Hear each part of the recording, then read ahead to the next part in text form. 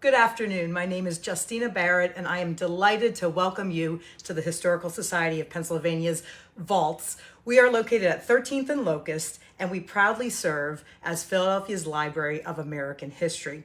With over 21 million documents, books, and graphic items, we invite you to come make history yours.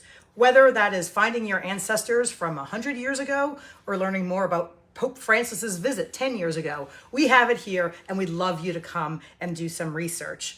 We are currently hosting an exhibit to commemorate the 250th anniversary of the Pennsylvania Abolition Society, the first anti-slavery organization in the world.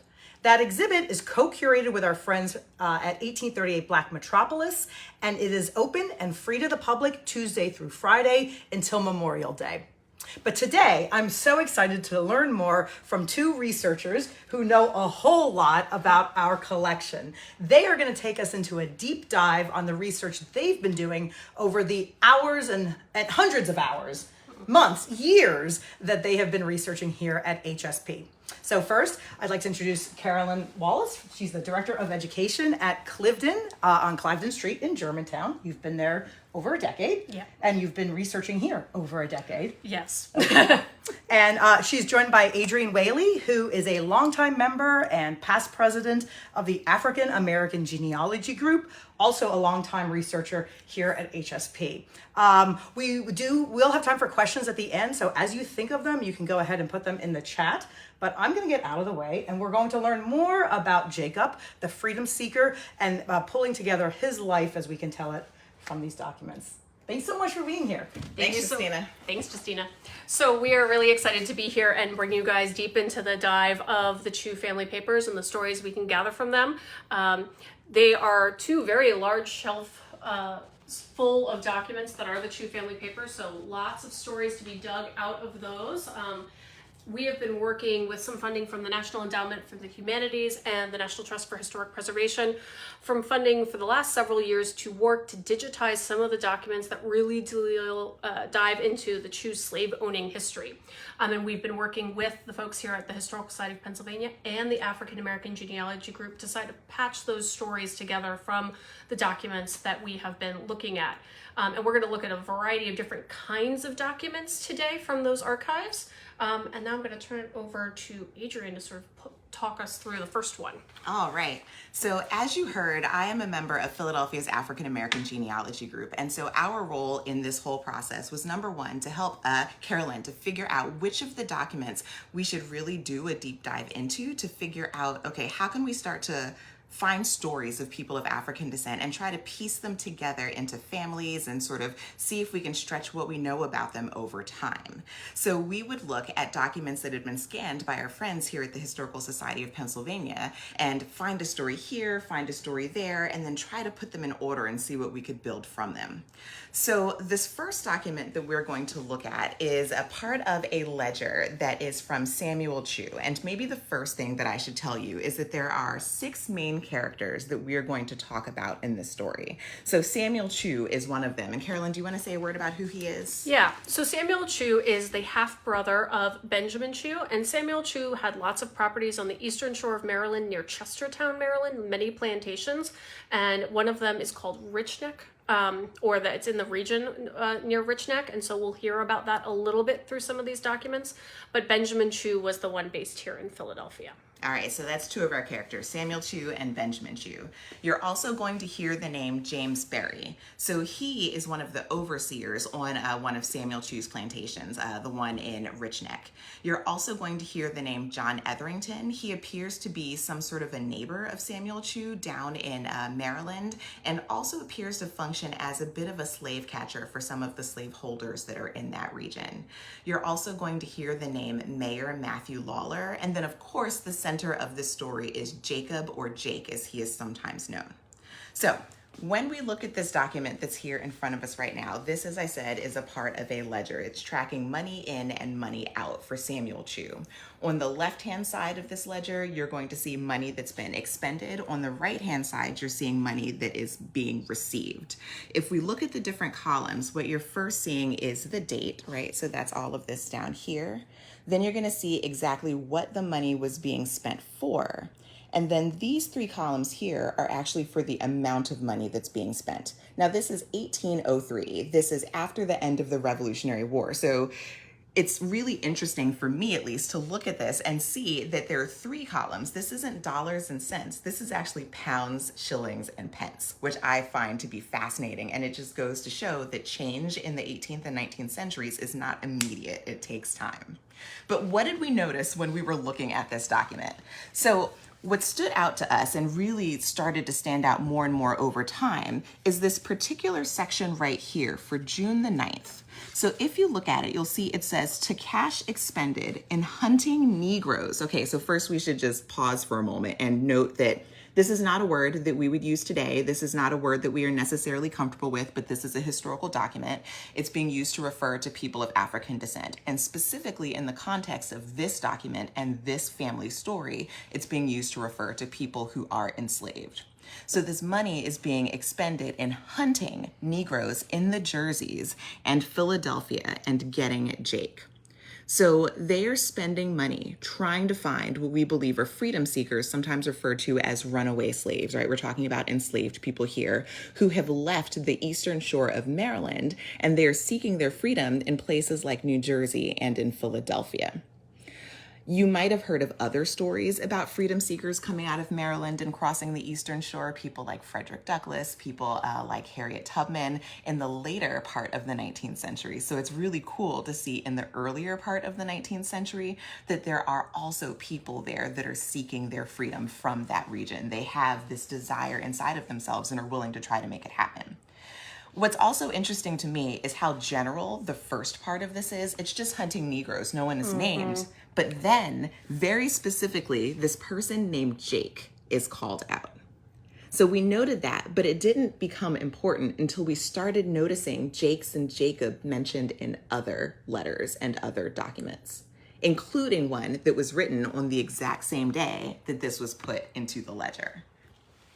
So we're going to go and look at that one now. So this is a letter written by Benjamin Chew to his half-brother Samuel Chew on June 9th, 1803. And it says, "Dear Sir, the mayor having notified the Abolition Society that he had ordered your man Jacob to be brought before him at 10 o'clock this morning, I expected they would appear there as his advocates and give me all the trouble and plague in their power. I attended at the hour, prevailed with Mr. Tillman to accompany me, but was agreeably disappointed in not meeting there with any of the members of that society." So we should probably pause for a second and just note the fact that this document is specifically calling out the Pennsylvania Abolition Society, which is really cool. Yeah. And we know that the Historical Society of Pennsylvania has some great records related to them. And that is a rabbit hole we have not yet gone down. We actually were looking at some of those right before the session today, and so that's a thing that we want to do some more looking at is, are there connections that we can find within the Abolition Society records that tie to some of these documents about Jacob? Absolutely. All right, what else does it say? So Jacob, on appearing before the mayor, owned he was your slave, but alleged he had a wife in this city and wished to be sold to a butcher who was willing to purchase him, but on my informing the mayor you had not given any authority to sell him, he sent him back to jail and gave written orders to the keeper to deliver the fellow to Etherington, to be conveyed to you as his slave, and your business, black or white, for this may be where we have a small rip in the page, which is one of the unfortunate. This is the joys and sorrows of working with historic paper. Sometimes Yes. you wish you knew what was in that spot that you can no longer see. To go with him in the morning in the Newcastle packet, which is a ship, and there confine him as they say you ordered. His story respecting the butcher turns out to be a fallacy. Maybe that's that word. This is also one of the joys and sorrows of reading historic paper. Sometimes it's hard to read the words. So if anybody in the chat can read that better than we can, we're open. However, the Abolition Society, I believe a well-meaning man. There's a couple of things in here that stand out to me. First off, Jake has a wife. So, what is the story there about the life that he's been building in Philadelphia? Does he also have children? How did he meet her? Is she free or enslaved? how long has he been in Philadelphia? Because through Exactly. any of these documents that we've seen so far and that we've read, we don't really have a good sense of how long he was in Philadelphia before Etherington comes to try to get him back in 1803. So I wish we knew the name of his wife. Yeah. That would be amazing. Yeah, I feel like there's so many different research avenues that we still have to potentially explore. So hopefully we can just keep this project going for like Yeah. another 5 to 10 10, years 15. or more. We'll just keep going until we have every aspect of this story covered. Exactly. The other thing that's interesting in here is this note about him having lined up a butcher who's willing to purchase him. And it just Right. makes you wonder, like, obviously, number one, he's an intelligent man. He understands the situation that he might possibly be in. And he's been trying to arrange for himself some sort of a situation, assuming that this is true. Now, Right. Benjamin doesn't believe that this is true. He thinks that it might be a fallacy. In a world where the lives of people of African descent, especially enslaved people, are not valued and where their intelligence is not respected, who are we to believe in a letter that's written by someone who approves of the owning and selling of Black people's bodies? So, don't know. And I wonder, where is the butcher? Yeah. And what is his background, and where is he in Philadelphia? Is he close to? So the Chews at Clifton, that's their summer house. They had a townhouse on 3rd Street. So was it close to their 3rd Street house? Who knows? Might there be records that would help us to answer some Maybe. of these questions about the butcher? I don't Maybe. know. We have not digitized the whole lot of them, so potentially. Yeah, there you go. So both of these documents right now are focusing on the same date, essentially. They're looking at June 9th, or at least they were written on June the 9th. Right. So this, I feel, is kind of like in those movies where you step into the middle of a drama and then it's like, you might be wondering how we got to this point. And we We'll can get you there. actually, exactly, we can provide some information to help you with that, because there's actually a prior letter to this one. So if we show you, if you sort of scooch into that, this is another letter. This is from Benjamin Chew. So again, he's in Philadelphia. He's again writing to his half-brother Samuel Chew, who's down in Chestertown, Maryland. And this letter was written on May the 26th of 1803. So about a month before, just over a month before the letter that Carolyn just read was written. And he says, "Dear Sir, a person named John Etherington, who lives about a half mile of Rich Neck, came to me last Monday and informed me that Barry, your overseer, knowing he was coming to this city with powers from several persons to take up some of their runaway persons, requested to him to arrest and secure any of yours if he should meet with them. At the same time, Etherington showed me a warrant he has just obtained from the mayor to arrest one of your Negro men called Jacob, who he knew perfectly and had run away some years ago from Rich Neck." So just think about that for a second. This story is playing out in 1803, but Jacob has actually sought his freedom, according to this, a couple of years before. Are there records that we might be able to find that would speak to his freedom-seeking behavior? I think that's something that we would love to dig into further.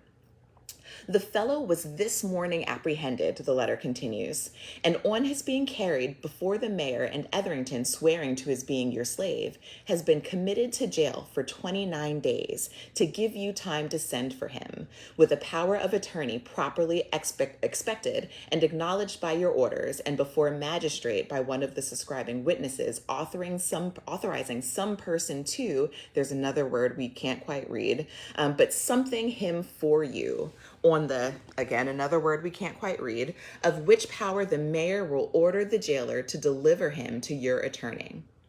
So we're sort of finding out more about how this story is playing out.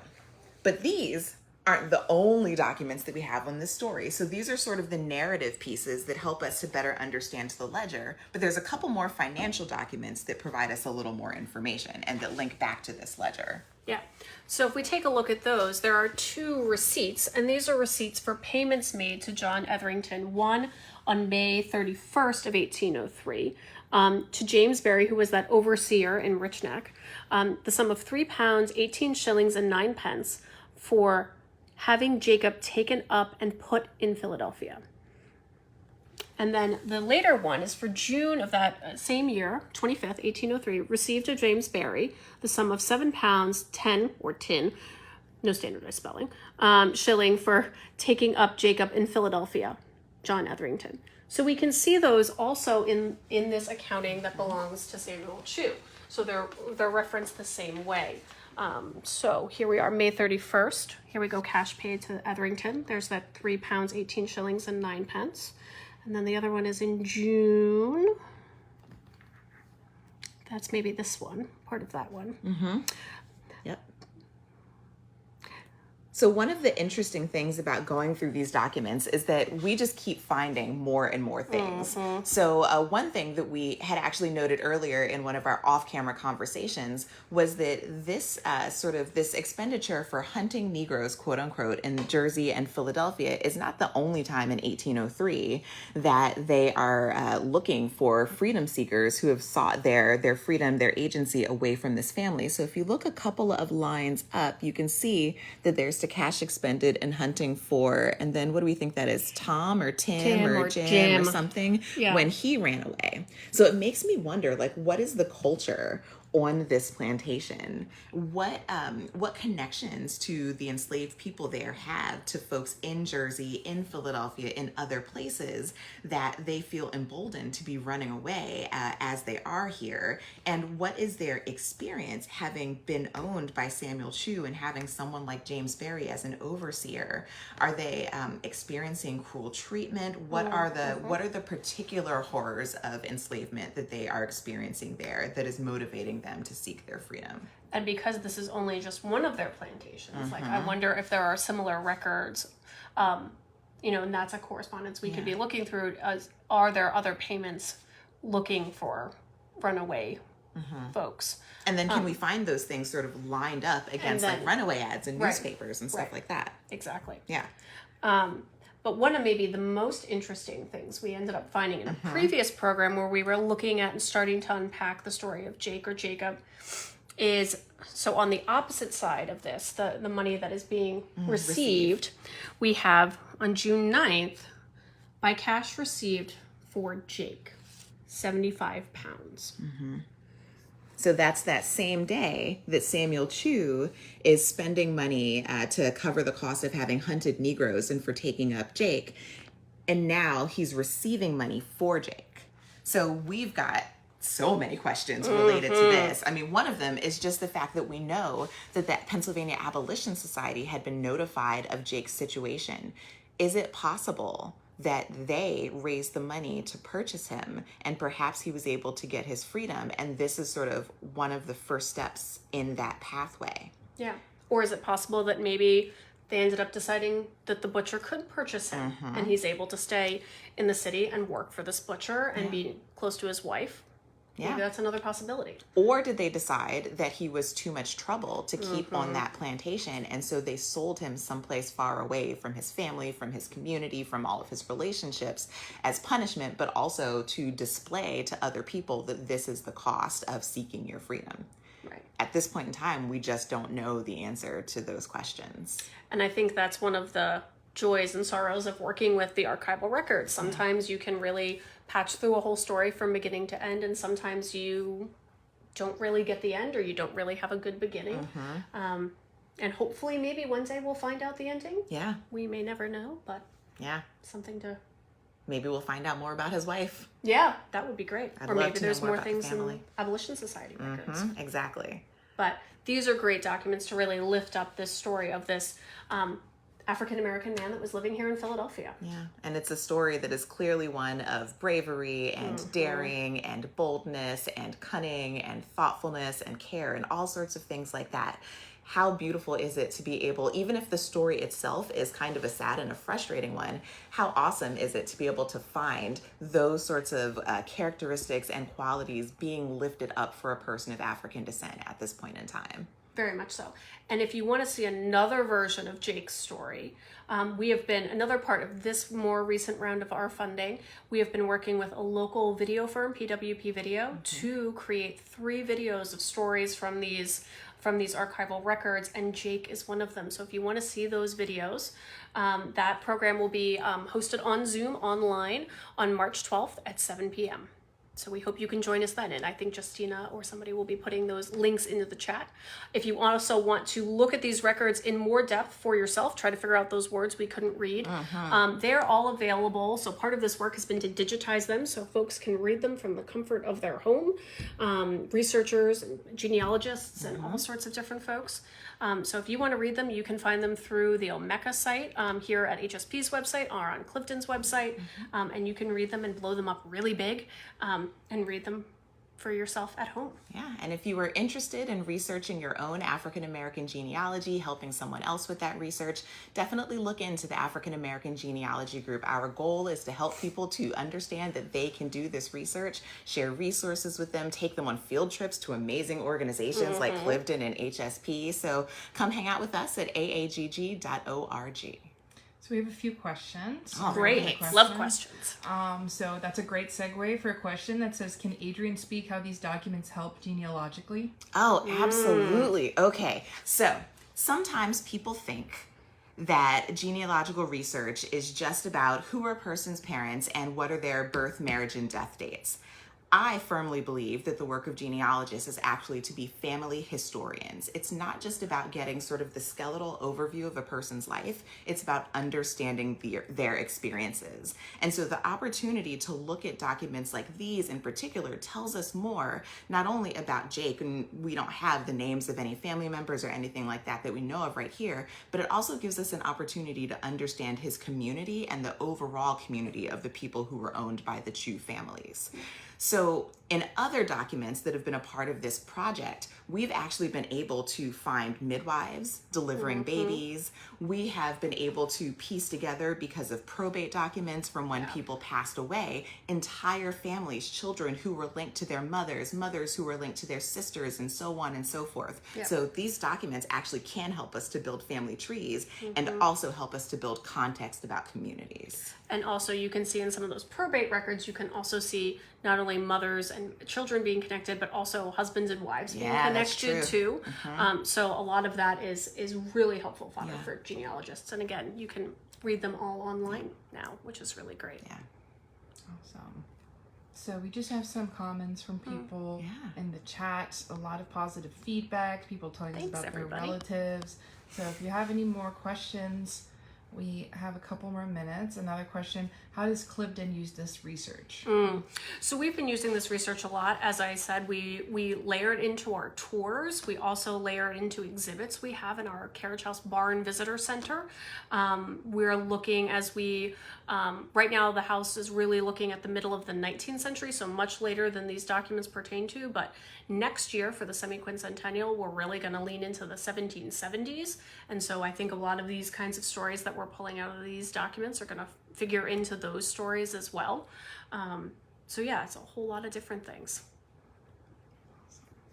For all those people who are sharing their family stories in the chat, I'm wondering if any of them are saying that they're descended either from the Chus or from people that were owned by the Chus. I know Carolyn is interested in connecting. I am interested in connecting, but we have someone, not from the Chus, but someone says, my relatives / ancestors are from Eastern Shore, Maryland. Oh, very Surnames Gibson, Flamer, Pritchett, Talbot, Caroline, and Queen Anne counties. Have few brick walls, 1800 more. Hope this helps my research. We hope so too. Yeah, definitely. And feel free to reach out to me at Clifton if you need help sort of helping with some of this. We're happy to help. Another question, but Justina answered in the chat, is are we allowed to touch these documents without gloves? Yes. Gently, though. Yeah, so very gently. There had long been a trend for people who work in the archives to feel like they needed to wear gloves in order to handle all of these documents. The thought being that any of the oils that were on our hands would damage the paper.